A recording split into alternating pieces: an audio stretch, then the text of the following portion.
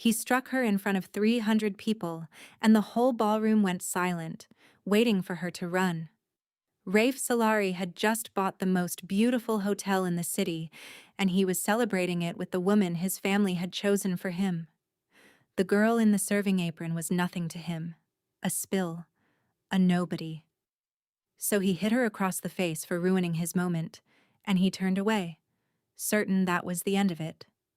It was not the end of it, because the girl did not cry and she did not run.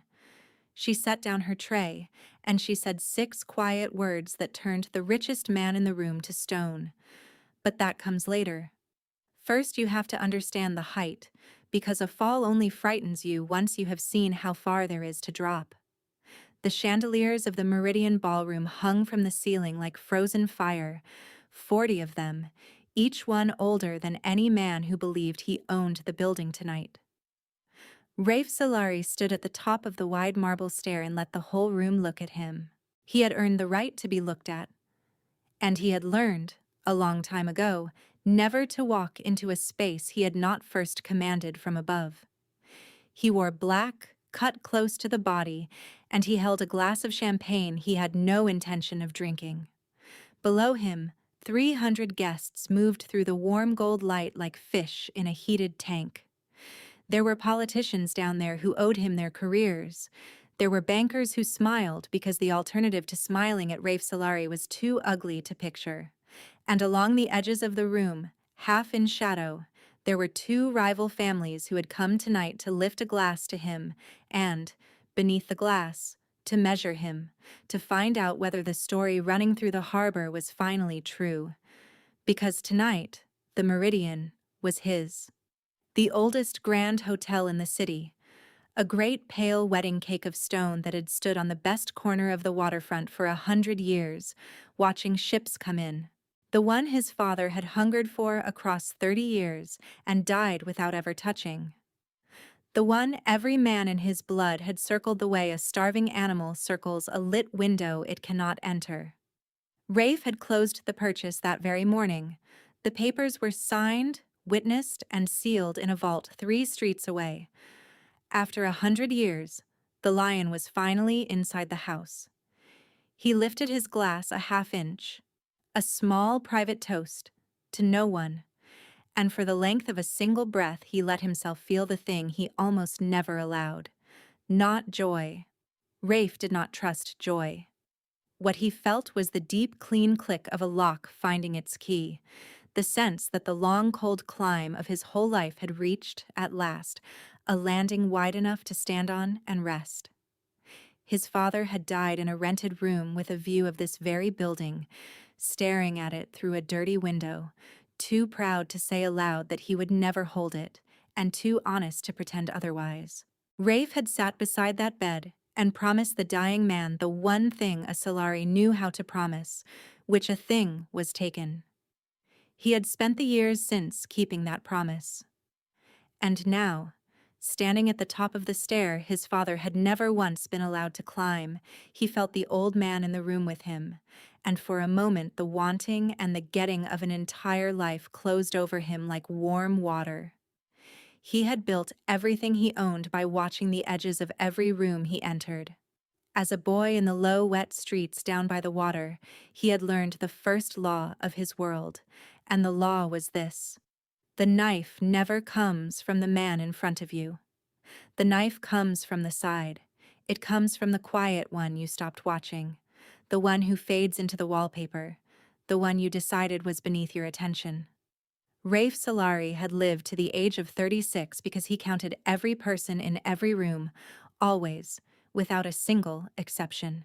He counted the exits, and he counted the hands, and he counted the faces, and he had never once, in 20 years, let a room hold a person in it he had not weighed. Tonight, for the first time in years, he was not counting. Tonight he stood at the top of his own stair and let himself believe the war was already over. And down in the warm gold crowd, moving between the tables with a tray held perfectly level, was a slight girl in a plain black apron he had never once looked at. She had already passed within arm's reach of him 4 separate times. 4 times she could have ended his life, if ending his life had been the thing she came here to do. It was not the thing she came here to do. What she had come to do was so much worse than a knife, and so much quieter. And it was already, silently, underway. "Stop scowling," said the woman at his side. "You look like a man about to have someone shot." Colette Crane was beautiful the way very expensive objects are beautiful, polished to a shine so hard and so bright that you saw your own smallness looking back at you out of it. Her gown was silver. Her jewelry was older than the country. Her smile had been trained since childhood to mean precisely as much as she wished it to mean, and never 1 degree more. "I am not going to have anyone shot," Rafe said. "It is a party." Then smile at the room. Half of them are still deciding whether the Meridian is truly yours, or whether you merely rented the confidence for 1 evening, and the whole illusion falls apart at midnight. She sipped, unhurried. Give them the smile. Confidence spreads through a room like warmth. So does doubt, and doubt spreads faster. She was, as usual, exactly right about the room. Colette was almost always right about the room, and that was one of several reasons the marriage made good sense. Her family held capital, the deep and patient generational kind that Rafe's operation had outgrown its ability to run without. His territory, her father's money, 1 ring, 1 signature, and 2 empires, folded quietly into one body. It was not love. Neither of them had ever once insulted the other by pretending it was. It was arithmetic, and it was clean, and Rafe Solari prized clean arithmetic above nearly everything the world had to offer. He smiled at the room. The room, obediently, softened, and the level of the music seemed to rise, and the 2 families along the walls lifted their glasses to him, and the danger in the air thinned to something you could almost mistake for celebration. "Better," Colette murmured, and drifted a step away to be admired. At his other shoulder, a warm and steady hand arrived, and a voice he had trusted for 11 years said, low and close, "Your father would have wept to stand here tonight." Aldous Merrick was 15 years the older man, gray at the temple, soft in the voice, kind around the eyes. He had been the counselor, the calm, dead center of every storm Rafe had walked through since he was young, and so full of fury he could barely see straight. Aldous had taught him which debts to forgive, and which to bury, and which to pretend he had forgotten while he waited. Aldous had found the cellar, set the terms, chosen the date, arranged the flowers and the wine and the guest list, built this entire glittering evening out of nothing but patience and telephone calls. He was the single man alive that Rafe never thought to count, because Rafe had decided, long ago, that Aldous was not one of the edges of the room. Aldous was part of the wall that held the room up. He wanted this house his entire life, Rafe said, and something rare moved briefly under the flat surface of his voice. He did. Aldous touched his glass to Rafe's with a soft chime. And now his son stands at the top of its stair, and the name is finally where it belongs. For one unguarded moment, the grief and the triumph of 30 years pressed together in Rafe's chest and became almost unbearable and almost sweet. It was the closest thing to peace he had felt in a decade, and he let himself have it, standing there, above his own kingdom, beside the 2 men and women he trusted most in the world. He should have been counting. That was the whole tragedy of the evening, folded into one soft, warm, unguarded moment. He should have been counting, because Aldous Merrick was not watching the stair, or the guests, or the 2 circling families. Aldous was watching the servers. One server in particular, the slight girl in the plain black apron, and each time she drifted near Rafe's elbow, the gentle old counselor went perfectly still, the way a man goes still when the thing he has planned for a very long time is finally, quietly, about to begin. His kind eyes followed her across the floor, and there was a patience in them that had nothing kind in it at all. And Rafe, thinking of his dead father, reached up without a shred of awareness and pressed 2 fingers to the front of his jacket, over his heart, where a small, hard weight had ridden in a hidden pocket for as long as he could remember. He touched it the way other men touch an old scar when the weather turns. He did not know he was doing it. He had never once, in 27 years, known he was doing it. Her name, though not one soul in that glittering room knew it, was Sable Renwick, and she had been watching Rafe Solari all night long. Not the way the bankers watched him, with that careful blend of hunger and fear. Not the way the 2 families watched him, weighing, pricing, and waiting. Sable watched him the way a surgeon watches the exact place on the body where she is, very soon now, going to open the first clean line. She carried her tray the way she had trained herself, across a hard decade, to carry it, level and silent, present in the room only as a pair of hands that lifted your empty glass and set down a full one. She had learned to be invisible the way other people learn a language, through years of pure necessity, until it became the tongue her mind spoke in. Tonight the invisibility was a costume, and the costume was almost flawless.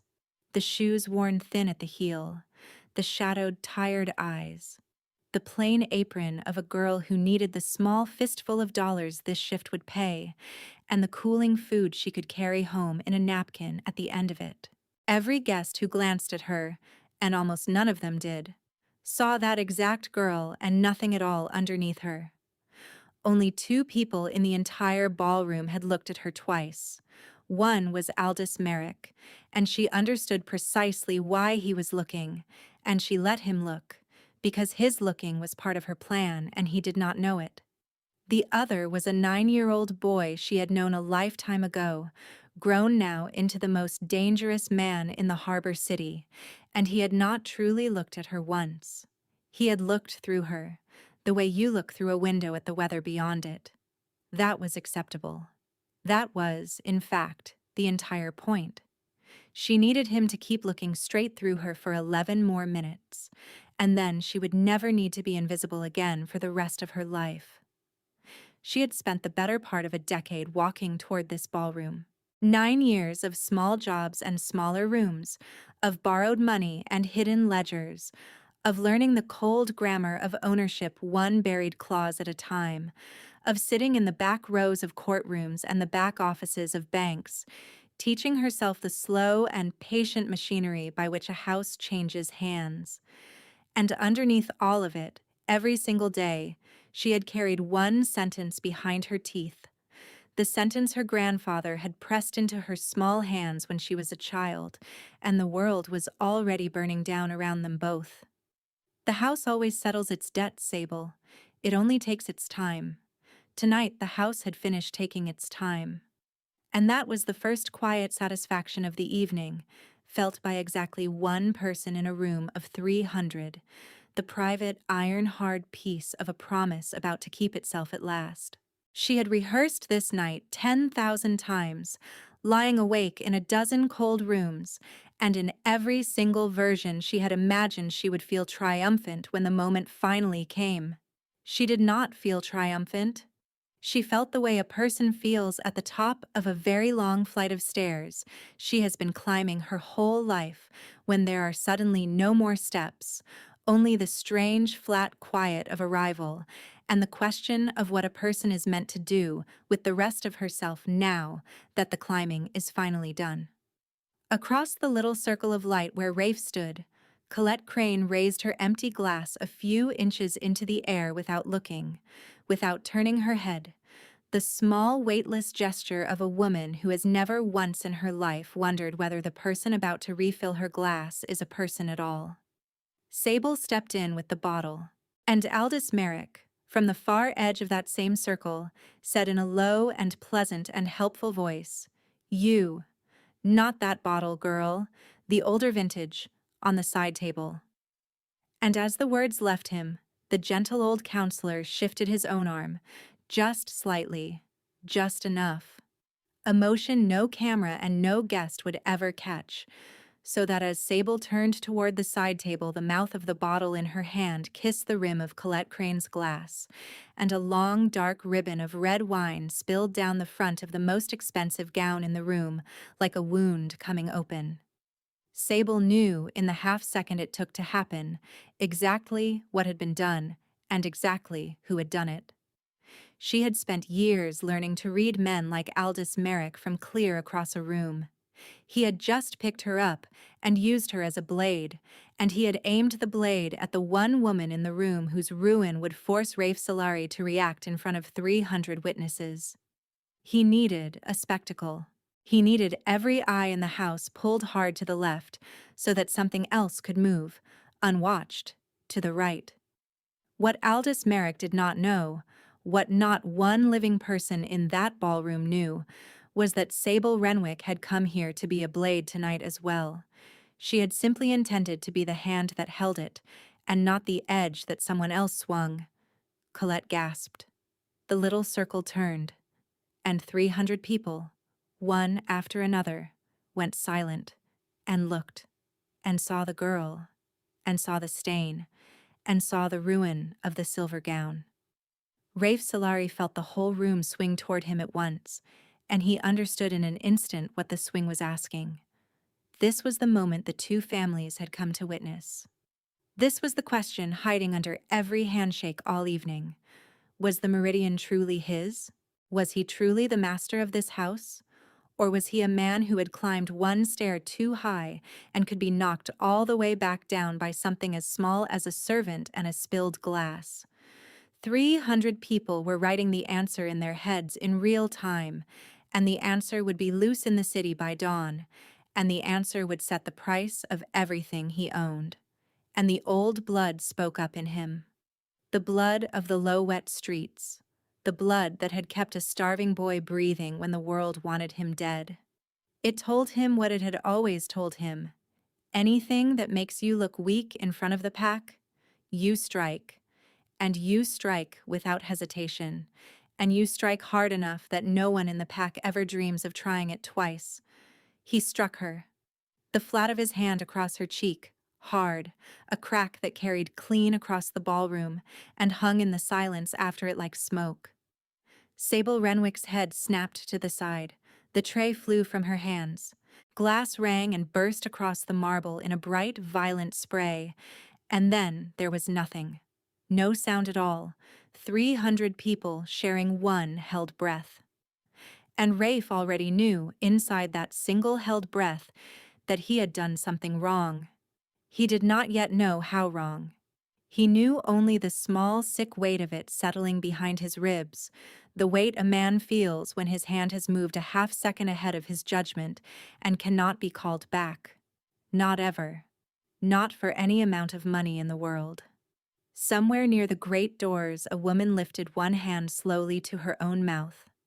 A waiter stood frozen with a tray of untouched glasses tilting in his hands. The two rival families along the walls did not move at all, and that stillness was its own quiet verdict. Because men who trade in violence for a living know the exact difference between a cruelty that settles a room and a cruelty that has just, silently, broken something that will never go back together. Rafe had read that difference on other men's faces his whole life. He felt it forming now, all around him, like frost spreading across a cold window. And he did not yet understand that the frost was climbing up the inside of his own glass. She was down on the marble, one palm flat against the cold stone, her cheek flowering red where his hand had landed, her dark hair fallen loose across her face. And Rafe did the thing his entire life had trained into his bones. He dismissed her. He turned away. She would weep now, the way they always wept. And then she would flee, the way they always fled. And by midnight the room would close over this like black harbor water over a dropped stone. And by morning it would be nothing but a story about how the master of the meridian did not suffer mistakes to stand in his sight. That was the mistake folded inside the mistake. He turned his back on the one person in the room he had never once counted, because Sable Renwick did not weep. And she did not flee. She rose from the marble slowly, the way a person rises when nothing left alive in the world has the power to make her hurry any longer. She lifted her hair back from her stinging face with a hand that did not tremble. She smoothed the front of her cheap black apron, an oddly dignified small motion, the motion of a woman setting herself back in order before she does a thing she has waited most of her life to do. She looked at the turned back of the most dangerous man in the harbor city.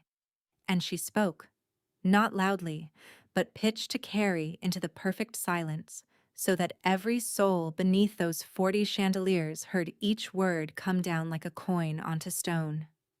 "The house," she said, "always settles its debts." Rafe Solari stopped moving.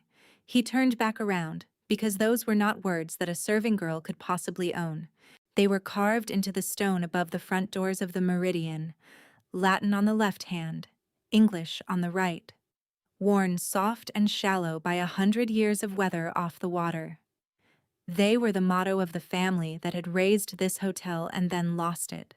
The Renwicks, a name scrubbed so completely out of the city that Rafe had only ever met it on old deeds and in that carving over the door.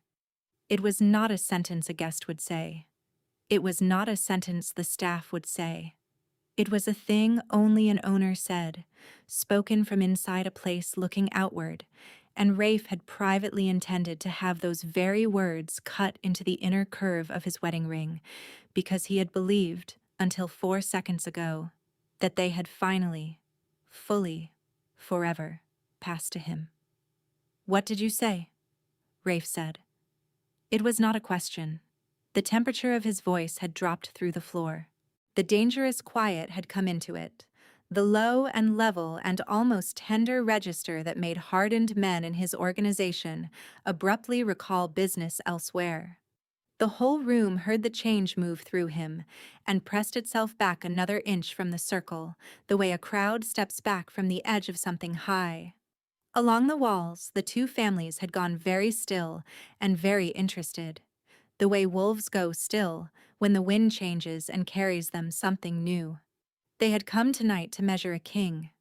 They were beginning to suspect they were about to watch one bleed, and neither family had yet decided which way it would move when the blood at last came. Sable Renwick looked at him with a calm, more frightening than any scream, and she slid her hand into the front pocket of her apron. At the edge of the circle, Aldous Merrick took one step forward, and across the gentle, tired, endlessly trustworthy face of the man Rafe had not counted in 11 years, something surfaced that did not belong there. It was fast, and Aldous wiped it away almost before it had finished forming, but Rafe had built his entire life on catching exactly that flicker on exactly that kind of face, and even now, blindsided, knocked clean off his center, he caught it. Aldous Merrick was afraid, and that was the thing that woke him. The cold, clear engine behind Rafe's eyes, the one that had never once failed him, turned over and came alive. He did not understand yet what he was looking at, but his instincts, the instincts that had kept him breathing since the wet streets, were suddenly wide awake and roaring, and at last, standing in the wreckage of his own triumph, Rafe Solari began to count. He counted the fear on his counselor's face. He counted the silence where Colette should have been laughing this off. He counted the girl who had not run. Sable did not draw a weapon from the apron. She drew a folded square of heavy cream-colored paper, sealed at the crease with a disc of dark red wax. And in her other hand she lifted, between two fingers, a small worn coin of brass, polished bright by decades of thumbs, stamped on its face with the shape of a lion. She raised the token so that the light of the chandeliers ran along its edge. Rafe knew that coin. There were perhaps 4 of them left anywhere in the world.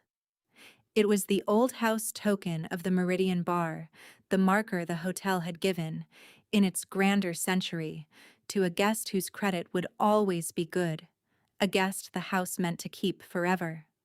And his own hand, entirely without his leave, rose once more to the front of his jacket and pressed flat against the small, hard weight over his heart.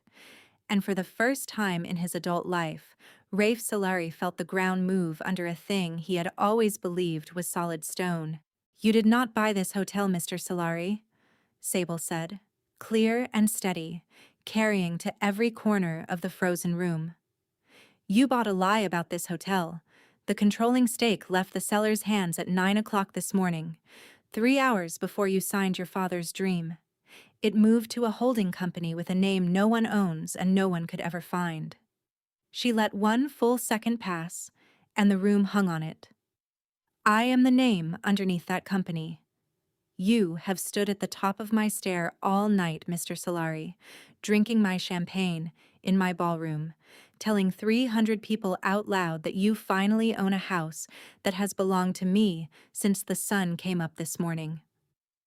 The champagne glass in Rafe's hand cracked. He had not meant to close his fist. He set the ruined thing down on the nearest table before it could open his palm, and he set it down slowly, buying himself one breath because he could feel 300 stares crawling over his skin, and he knew that whatever he did in the next 10 seconds would be carried into every back room in the harbor and repeated for a year. "You are lying," he said, and he heard in his own voice the thing that finished him. He did not believe himself. "I am Silas Renwick's granddaughter," Sable said. The name dropped into the room like a stone into a deep and forgotten well, and Rafe felt the old buried history come rushing up cold all around him. Silas Renwick, the man who had built this hotel with his own hands, his own name, his own money. The man Rafe's grandfather had spent years breaking, patiently, one loan and one lie and one long night of quiet violence at a time, the slow theft that the whole city had silently agreed, for 2 generations, never once to say aloud, so that one day a Solari could stand at the top of this exact stair and call the stolen house his own. "Your grandfather took mine apart a piece at a time," Sable said, and now the calm was cracking down its center, just enough to show the furnace roaring behind it. A fire that the inspectors were paid to call an accident, a debt that appeared out of thin air on paper my grandfather never signed. And when the hotel was finally gone, so was everything else. The name, the friends, the money, the house we lived in.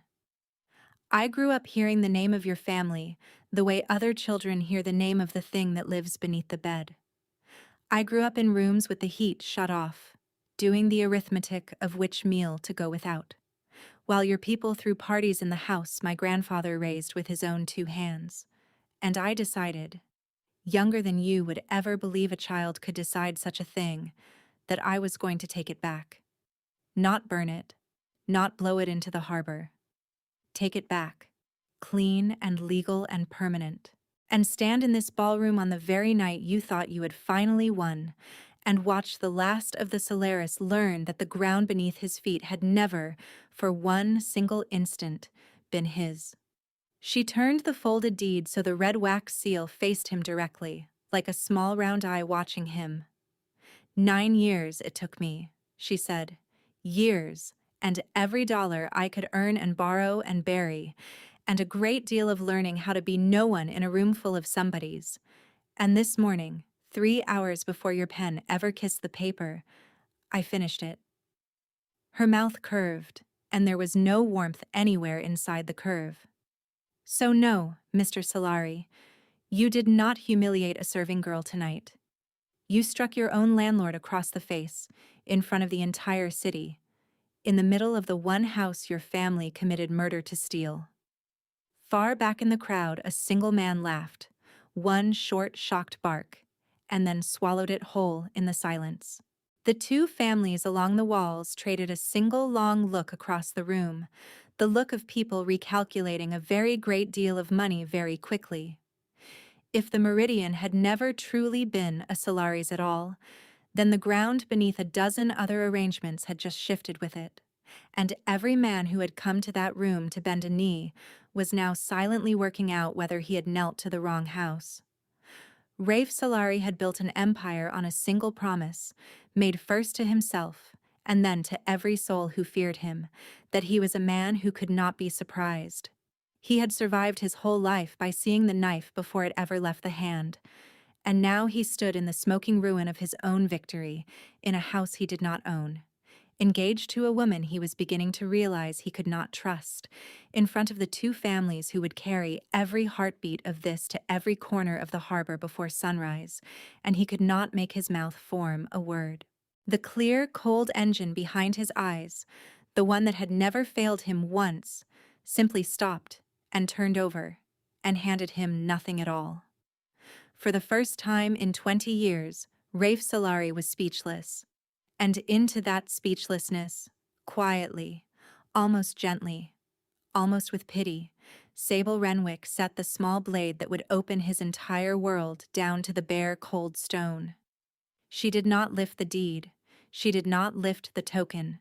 She only tilted her head a few degrees toward the gentle, gray-haired man standing at Rafe's shoulder, the counselor, the wall, the one man in 11 years he had never once thought to number among the dangerous edges of a room, and she said, "Now, before you decide how much you hate me for tonight, Mr. Solari, I think you had better take a very long look at your dearest friend."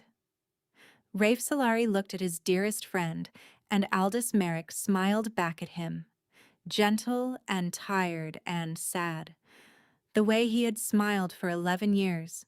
And for one more second Rafe wanted with his whole body to believe that smile.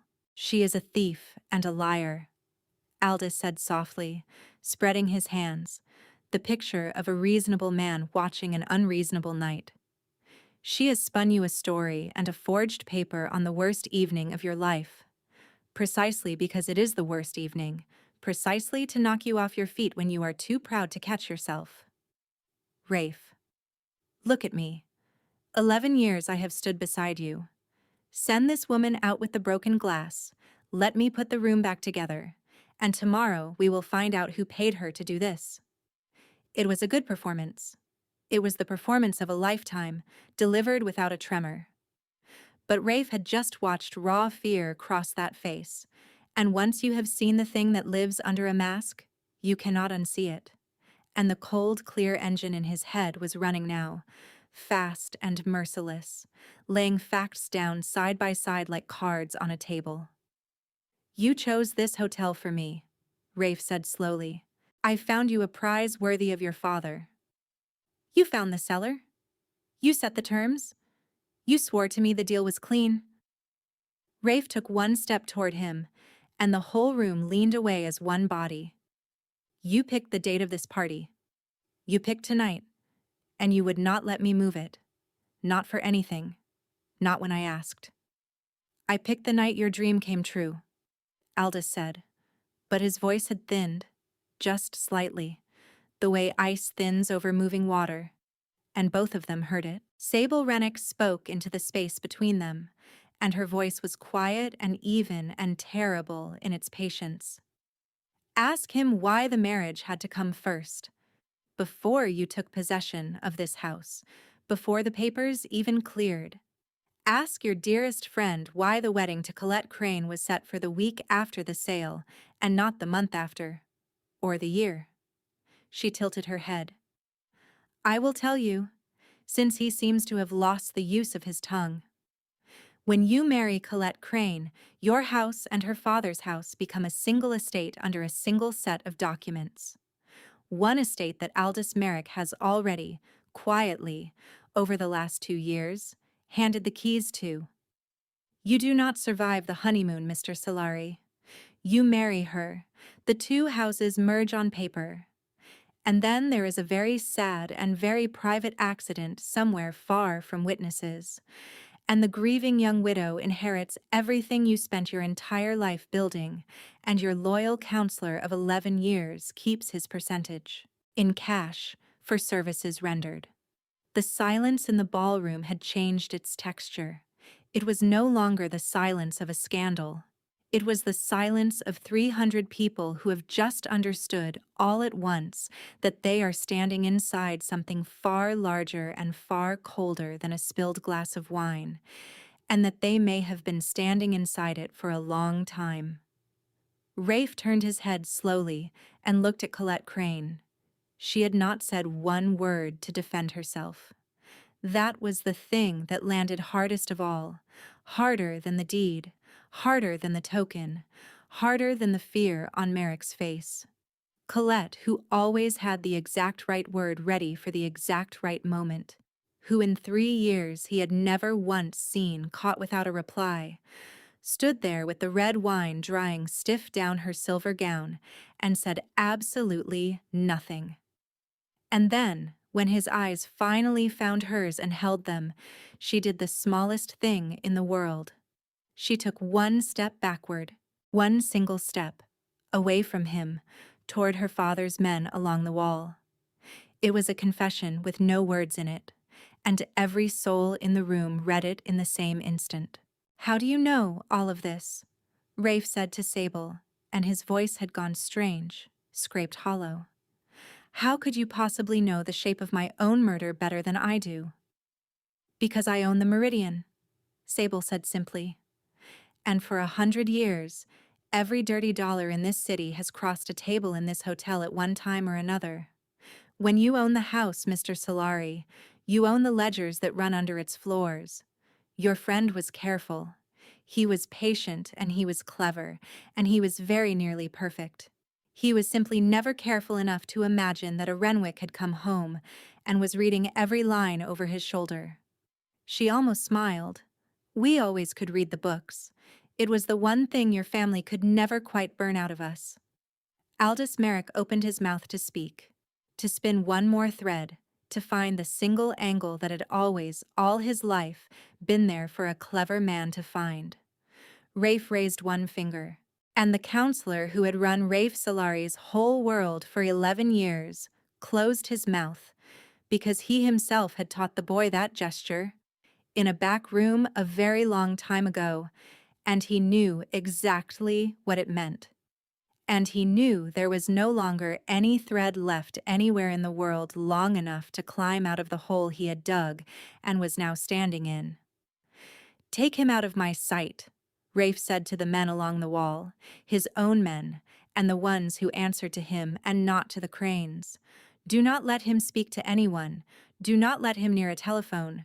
Put him in the old wine cellar and stand 2 men on the door." They moved. Aldous Merrick did not fight them, because he was far too intelligent to fight. He only looked back over his shoulder as they took him by the arms, and he looked not at Rafe, but at Sable Renwick, with something that was almost professional respect, one careful planner to another. "You should have taken the clean version of tonight, girl," he said. "You had it in your hand. You could have simply let us finish. You would have walked away with the hotel and an empty grave with his name carved on it, and not one living soul left to ever trouble you about any of it." "I know," Sable said. "Then why?" Aldous asked, and this time the question was real, stripped of its performance, the honest bafflement of a man who had spent his life believing everyone would always choose the colder arithmetic. She did not answer him. She watched them carry him out through the side door, and the heavy door closed behind him with a sound like a book shutting, and only then did she turn back to Rafe Solari, and only then, at last, did the calm she had held for 9 long years begin to shake apart in her hands. Rafe was staring at her the way a man stares at a word in a language he used to speak fluently as a child and has not heard since. "He asked the right question," Rafe said quietly. "You could have let them kill me. You wanted my whole family dead. You told this entire room you spent 9 years learning exactly how to take everything I have. And then, at the last possible second, with your own hand, you gave me the knife that was already buried in my back." He shook his head slowly, lost. "That is not revenge. That is the opposite of revenge. Why would you warn me? Why, in the name of God, Would you save the last Solari alive on this earth? Sable Renwick looked at him for a long moment, and then she reached into the pocket of her apron one final time, and she held out the brass token flat on her open palm, the little lion catching the gold light, and she said, "Because I have met you before, Rafe Solari, once, a long time ago, and you do not remember me at all. I would remember you. You would not. You were 9 years old and you were starving, and you were so frightened you had stopped crying." Her voice dropped, and the whole enormous room went so utterly still that the words carried anyway, into every corner, up into the dark gallery. Your father had enemies. That is what it is to be a Solari. There is always someone, and one hard winter those enemies were hunting a boy, to make an example of him, to send a message to your father written in the body of his only son. And the boy ran. He ran through the streets in the snow with no coat and no shoes worth the name. And he found the one door in the whole city that was never locked, the service door of the grand old hotel that his family had all but finished taking by then. And he crept down the coal chute into the cellar in the dark.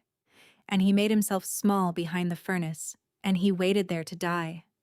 He had stayed in that cellar 3 days, though he never counted them and never afterward knew.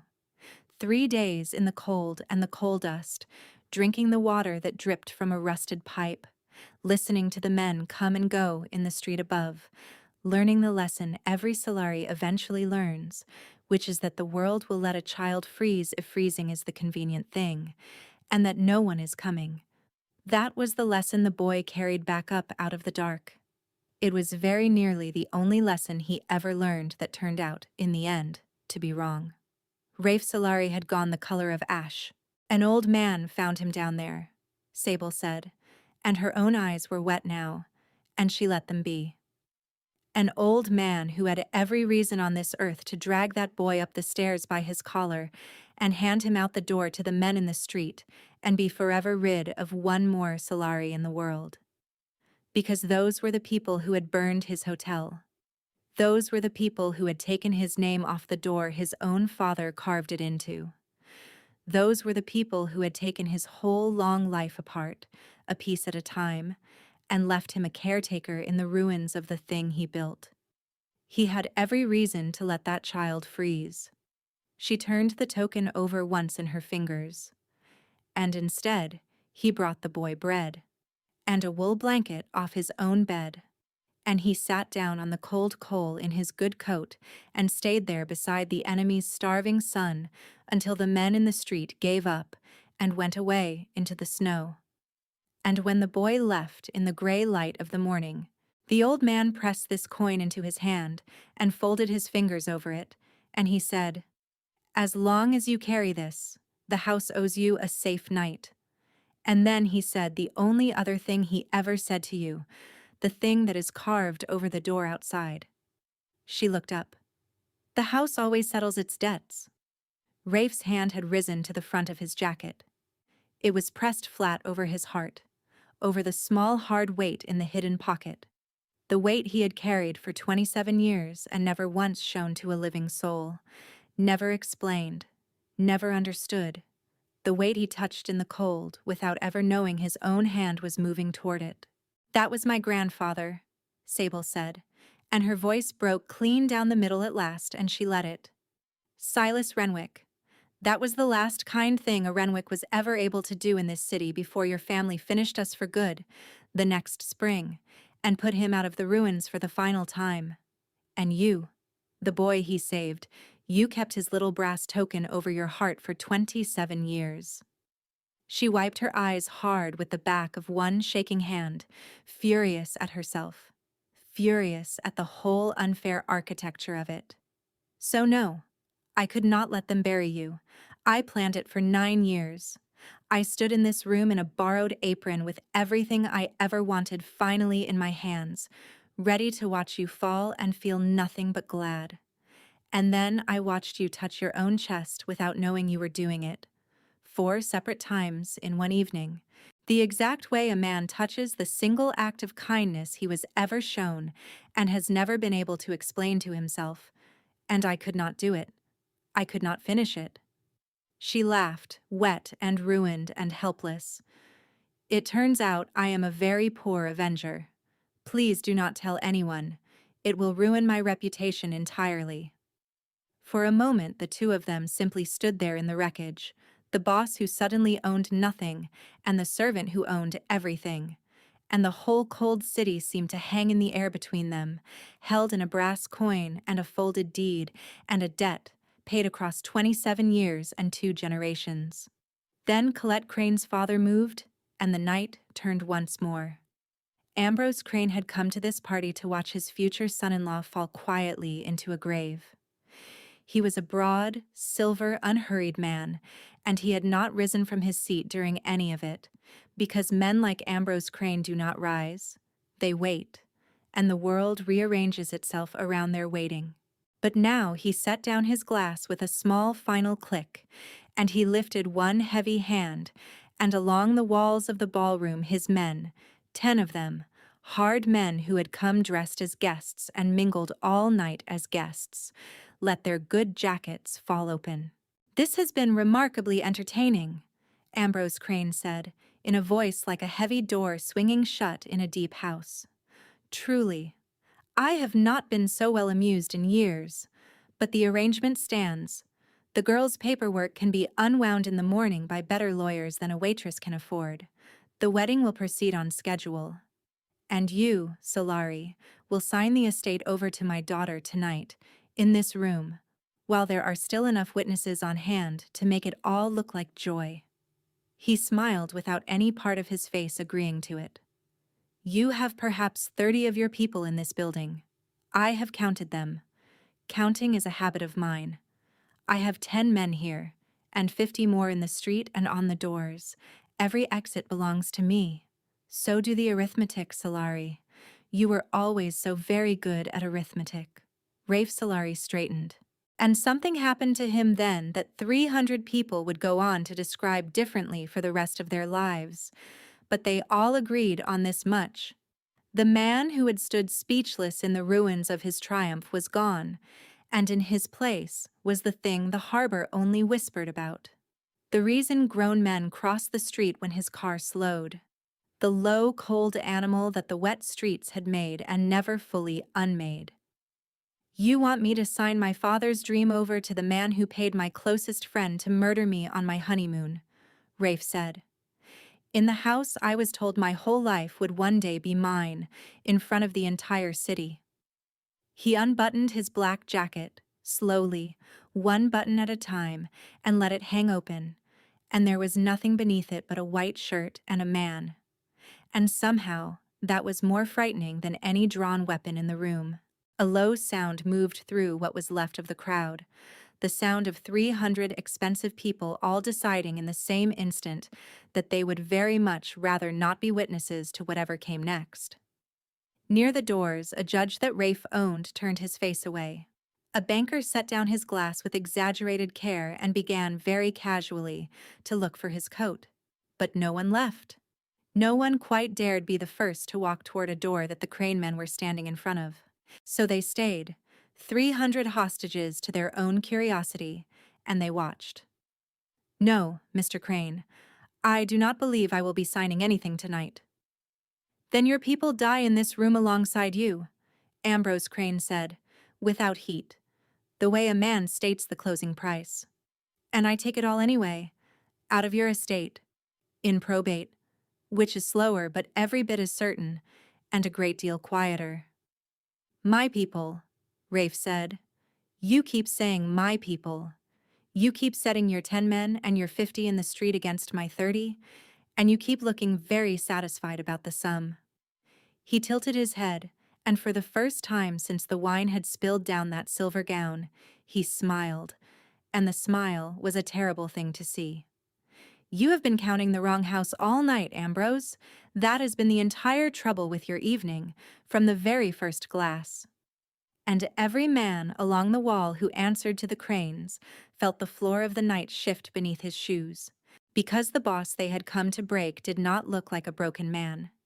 He looked like a man who had just remembered all at once that he was standing in the middle of a fortress, and that fortresses have more than one kind of wall. Colette Crane stood halfway between the two men now, between the father who had bought her a widowhood and the man she had been sent to bury. And for the first time in 3 years, Rafe watched her face try on one expression after another and fail to find a single one that fit. She had spent her whole life being right about the room. She could feel, exactly as he could feel it, that the room had just quietly changed owners, and that she had read the new arithmetic too slowly and stood now on the wrong side of a sum she had always prided herself on being first to solve. Sable, Rafe said, without turning his head, his eyes locked flat on Ambrose Crane. It is your house, your walls, your doors. Would you like to tell him what he has walked into, or shall I? Sable Renwick had planned for tonight to go perfectly. And because she had spent years learning exactly how the Ambrose Cranes of the world think, she had also, very carefully, spent a great deal of money planning for tonight to go completely and catastrophically wrong. "Mr. Crane," she said, and she stepped forward into the center of the floor, and she was not a serving girl any longer, not in her voice, and not in the way she held her spine. You counted Rafe Solari's men, and you counted your own men, and the sum made you feel very safe. But you never once counted mine, because you never imagined for a single second that I had any. A poor girl in a borrowed apron does not have men. A poor girl in a borrowed apron is furniture. She let that hang. I have owned this building since 9 o'clock this morning, Mr. Crane. Do you know the very first thing a person does when she finally, after a lifetime of waiting, takes possession of a house full of her enemies? She does not change the paint. She does not change the curtains. She changes the staff. Ambrose Crane's silver calm flickered for the first time at its edges. The men who parked your cars this evening work for me, Sable said, and her voice was picking up speed and iron now, each sentence a nail. The people in the kitchen work for me, the people you handed your coats to, the bartenders, the men standing at every exit you were so proud of counting, the exits you were so certain belonged to you, the drivers in the catering vans out in the street, the vans your 50 are standing between at this exact moment without the faintest idea what is inside them. I did not walk into a ballroom full of killers with nothing but a piece of paper and a bruise on my face, Mr. Crane. I am a Renwick. Our family made the mistake of trusting to fairness exactly once, 30 years ago, and it cost us everything we had. We do not make that particular mistake twice. She smiled, and it was almost kind. Now, look up. Along the high gallery that ringed the entire ballroom, the old musicians' gallery where a full orchestra had once played for a grander century, figures had stepped quietly to the brass rail. Not a great many of them. They did not need to be many. They needed only to be there, above and behind and looking down, in the one place in the whole vast room that not a single man guarding the exits had thought to watch, in a house where every blind corner and every hidden servant stair and every locked gallery door belonged, by blood and by deed and by this morning's paperwork, to the woman standing in the borrowed apron. The arithmetic of the room rewrote itself in a single silent second. And Ambrose Crane, who had built his entire life on being the one man in any room who had already finished counting, understood that he had marched his men in their good jackets straight into a house that had been waiting a lifetime to close its doors on a crane. What happened next was fast and quiet, and afterward almost no one in that room could say honestly that they had seen it clearly. There was a great deal of sudden movement and remarkably little noise, because the people Sable Renwick had spent her money on were precisely the kind who understood, in their bones, that a gun fired in a crowded ballroom is a failure of planning and not a display of strength. The 10 hard men along the wall found strangers' hands closing on their wrists from behind, and found the muzzles of their own courage turned suddenly toward the floor, toward nothing, toward their own shoes. It was over almost before the nearest guests understood it had begun. One of the crane men reached on pure instinct for the pistol under his good jacket, and found a calm stranger's hand already closed warm over his, and a low voice at his ear advising him, almost pleasantly, to be sensible in a house so full of witnesses. He was sensible. They were all, in the end, sensible. Sable Renwick had not hired men who wanted a fight. She had hired men who made the very idea of one quietly, obviously pointless, which is a far more expensive thing to buy, and worth every dollar she had spent on it. The doors they had been so proud to guard opened smoothly from the outside, and what stood in them did not belong to the Cranes. And Ambrose Crane found himself standing entirely alone in the center of that wide marble floor, a broad silver man with not one of his men left standing anywhere near him, in a house that was not his, in a city that was, at this very moment, beginning to learn that he had lost it. High above, along the brass rail of the old musicians' gallery, the figures did not cheer and did not look away. They simply watched. Patient as the house itself, the inheritors of 100-year debt, seeing it paid at last in a single silent minute. And Sable Renwick stood in the center of the floor she had bought back one buried clause at a time, and let herself feel, at last, the great weight of the thing lift up and off her chest. Rafe Solari walked to him, unhurried, across the wide, cold floor, and stopped an arm's length away.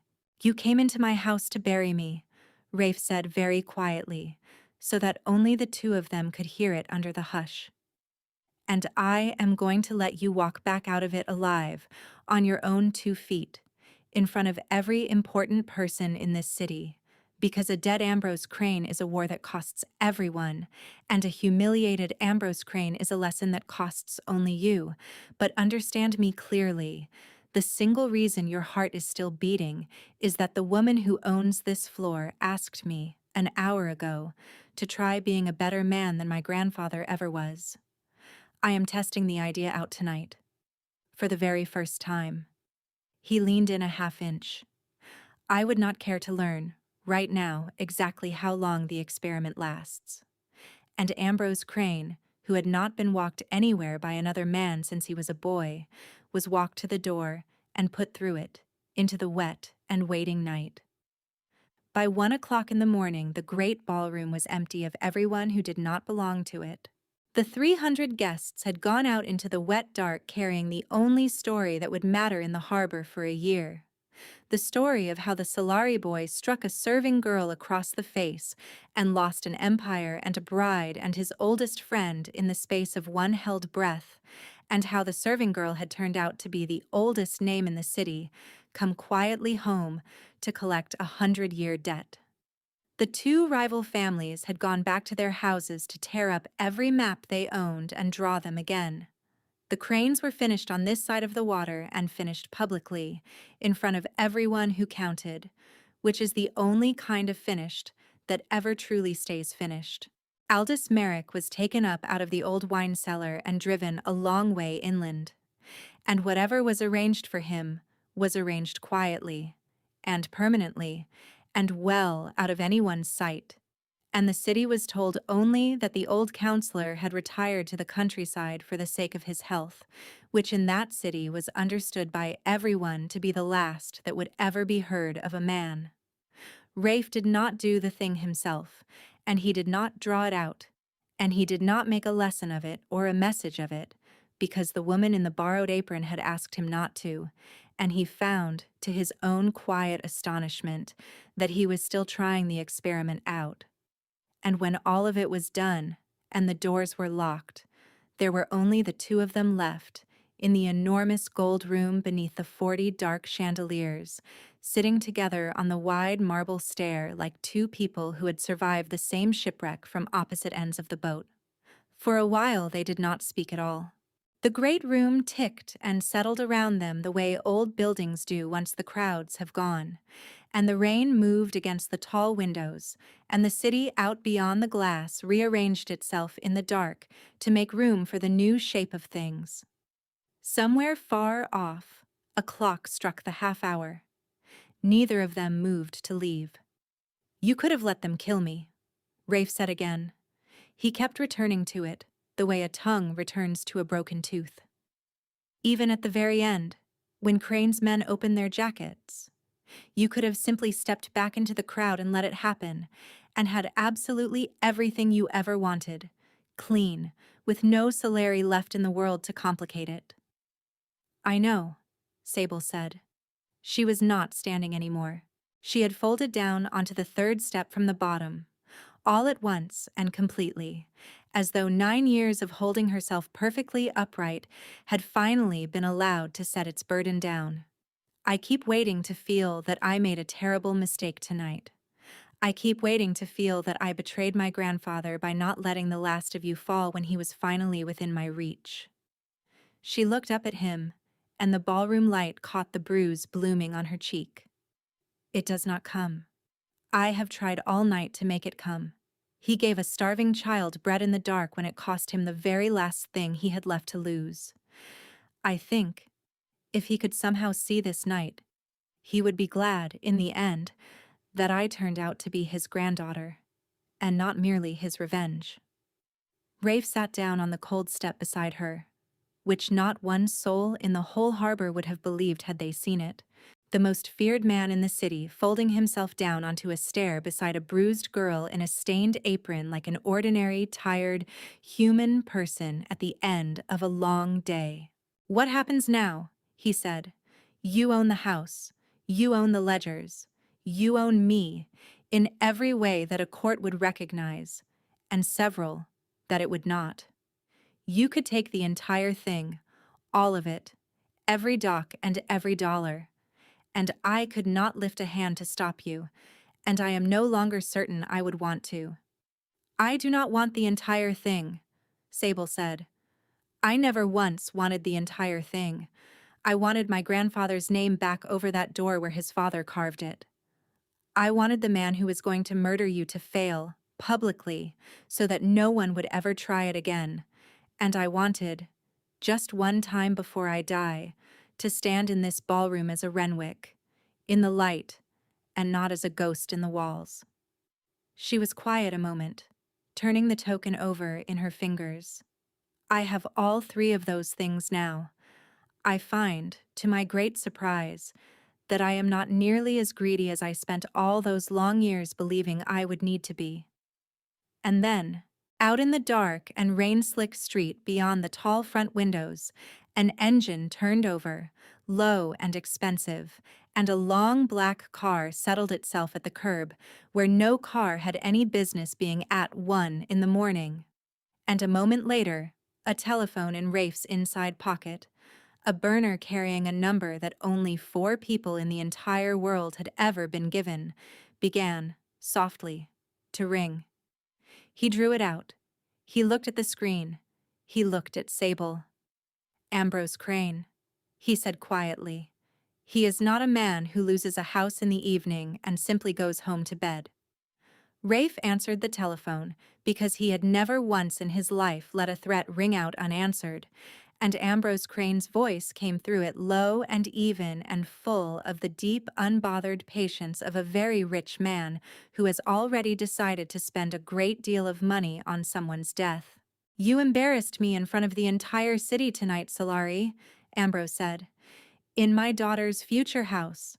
So let me tell you how the rest of it goes. I have already made 3 telephone calls from this car. By the time the banks open, there will not be a single institution in this country that will clear $1 through your ports. By the end of the week, you will be a man who owns a very great many things he can no longer afford to keep, and men like that do not stay standing long in a city like ours. And the girl." His voice did not change at all, which was the worst part of it. "The girl I will take my time over. No one humiliates a Crane in his own house and simply keeps her pretty little name." Rafe opened his mouth, and the old animal in him rose up, wanting to promise the harbor and the tide, and every terrible thing his grandfather had ever done in the dark. But before he could speak a word of it, Sable Renwick quietly held out her hand for the telephone. He looked at her, and then, because tonight had already been a night of impossible things, he placed it into her open palm. "Mr. Crane," Sable said pleasantly, settling back against the cold marble of the stair, "it is your landlord again. Do forgive the hour." There was a silence on the line. "You are going to want to sit down for the remainder of this conversation," she went on, gently, almost kindly, "because you have now made the very same mistake twice in a single night, and it is going to cost you the very same way twice. You threatened my name, and my ports, and my banks. But you see, Mr. Crane, I have already explained the central fact of your evening to you once, and you did not listen. So I will explain it one final time, and I will speak slowly. For 100 years, every dirty dollar in this city has crossed a table somewhere inside the meridian. And when you own the house, you own the ledgers that run beneath its floors. I did not only find the paper trail that poor Aldous Merrick left behind him. That was simply the thread I pulled first. I also found yours." She let the silence open like a door. "I found the account in the islands and the judge whose second mortgage lives on it. I found the shipment in the spring of the year your first wife died so suddenly. Shoo, and I found the name of the man who signed for it on the pier, which is not, Mr. Crane, the name you gave to the police that terrible week. I have spent a very long time teaching myself to read exactly this kind of book. Yours is the easiest reading I have done all night." On the other end of the line, in the back of the long black car, Ambrose Crane had gone very, very quiet. She could picture him there in the dark leather of the car, the silver man who had never once in his life been the one caught without a card left to play, holding a telephone to his ear and understanding slowly that the poor girl in the apron had spent her 9 years building not a knife, but a lock, and that he had just heard it close. She did not gloat. She had learned, across a long decade, that the quietest voice in any room is the one that has already won, and wants nothing more from the winning than the plain fact of it. "So here is the arithmetic," Sable said, "since I know how you love it. You are going to make one more telephone call before dawn, and it will be to every bank you just poisoned, and you are going to tell each of them, in your calmest voice, that you spoke in the heat of the moment, and that the Solari ports are clean and always have been. And then you and your money and your beautiful silver hair are going to go back across the water to the city you came from, and you are never going to say the word meridian aloud again for as long as you live, because if a single dollar ever stops clearing through Rafe Solari's ports, Mr. Crane, then a single plain envelope goes to a single hungry prosecutor. And then the whole city gets to sit down and read your books along with me. Do we understand each other, landlord to tenant?" She listened for a moment, and then she smiled. And this time, at last, the smile climbed all the way up and reached her eyes.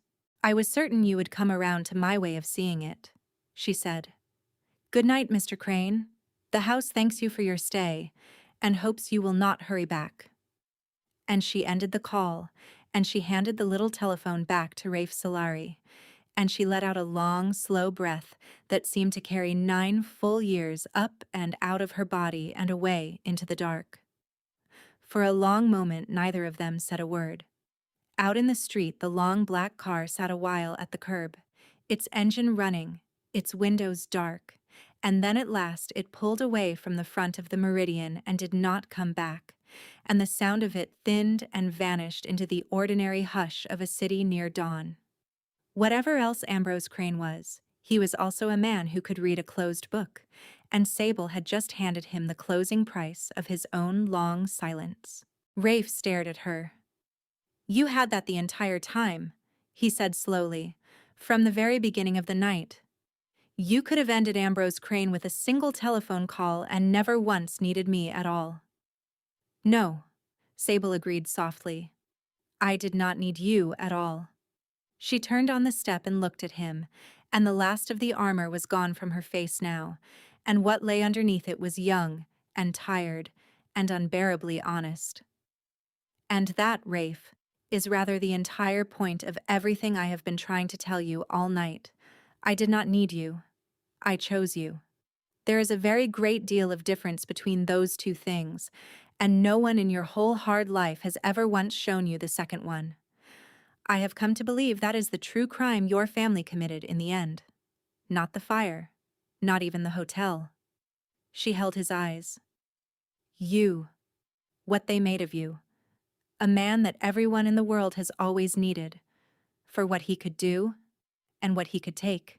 And that not one single living person ever simply chose, for himself, in the quiet, for no reason at all. He reached out slowly and he took the little brass token from her open palm, and he looked at it, the small worn lion that had ridden over his heart for 27 years without his ever understanding why he could not let it go. And then he pressed it, gently, back into her hand and folded her bruised fingers closed over it, the way an old man had once folded a frightened boy's fingers over it in a freezing cellar. "Keep it," he said, and his voice was not steady, and he let it not be steady. "It was always yours. Your grandfather only lent it to a starving boy for one cold night, and the loan came due a long time ago. The house owes me nothing anymore, Sable. It settled its debt to me completely, 27 years ago, in the dark, with a wool blanket and a piece of bread, and an old man who had every reason in the world to be cruel and chose, instead, not to be." He swallowed hard. "I have spent my entire life owning things, taking them, holding them, counting them. I do not want to own you. I find I do not even want to own this house." He looked up at her, open, unguarded, unarmed, in a way he had not been since he was a boy. "I would only like, if the owner is willing, to be allowed to stay in it." Sable Renwick looked at the man her family had made and unmade, and very nearly murdered, sitting on her stair in his open black jacket, asking her for something softly instead of taking it. "The owner," she said, and she was smiling now through the wet in her eyes, "will think it over very seriously." She closed her fingers tight around the warm brass coin.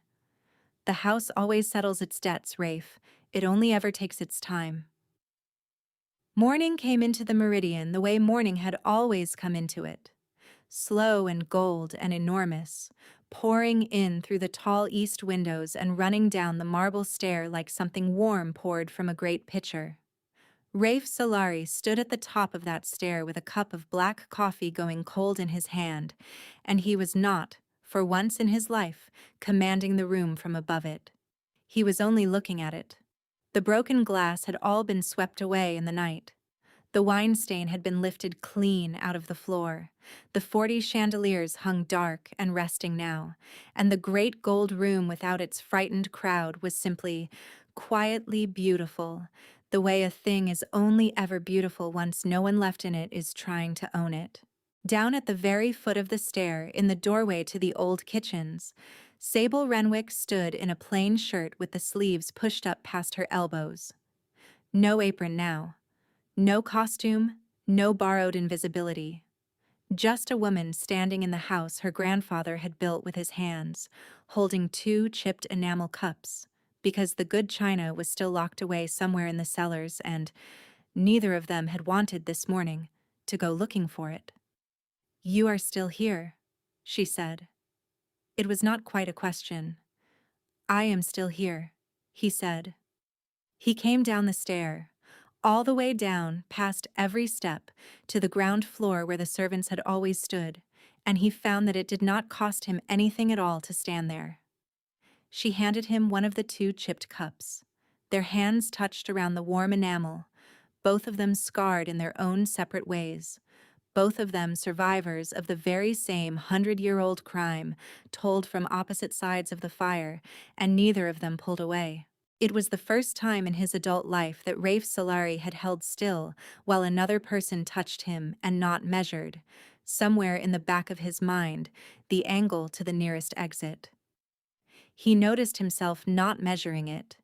He turned the small, strange fact over like a stone found in a coat pocket and decided, for now, to keep it. "I keep waiting to feel that I lost last night," Rafe said, turning the cup in his hands. "By every count I have ever kept in my life, I was ruined. I lost the hotel. I lost the marriage and the capital behind it. I lost the one man I trusted more than any other soul alive. I was broken in front of the entire city, in the space of a single evening." He looked at her over the rim of the chipped cup. "And I have never once, in 36 years, felt less ruined than I do standing here this morning. I do not understand it. I have turned it over all night and I cannot make the sum come out. You spent your whole life believing that the house always settles its debts meant the world owed you something," Sable said gently. "Take, collect, get even. That is how your grandfather read those words. And it is how he raised your father on them. And it is how your father raised you. But that is not what my grandfather meant when he carved that sentence into the stone over the door." She looked up. Past him, at the gold light pouring down the long stair. "He meant that kindness comes back around, that a wool blanket in the dark comes back, even if it takes 27 years and a starving boy grown into the most dangerous man in the city, and a girl who could not, in the end, go through with her revenge. He meant that you cannot ever truly own the good that you are owed. You can only earn the chance, someday, to pay it forward to the next cold person at the door." She smiled. "You cannot own this house, Rafe. Not really. Neither can I. We only ever get to keep it warm for whoever comes in from the snow next." She said it lightly, but he heard the whole weight of a life underneath it. The heat shut off in the winters of her childhood. The meals gone without. The long years of being no one in rooms full of somebodies. All of it folded quietly into a single sentence about keeping a house warm for strangers. And he understood, standing there in the gold light, that she had not spent her revenge at all. She had transformed it. She had taken the one act of cruelty that made her family and turned it, by nothing but will, into the kind of thing her grandfather would have known the name of.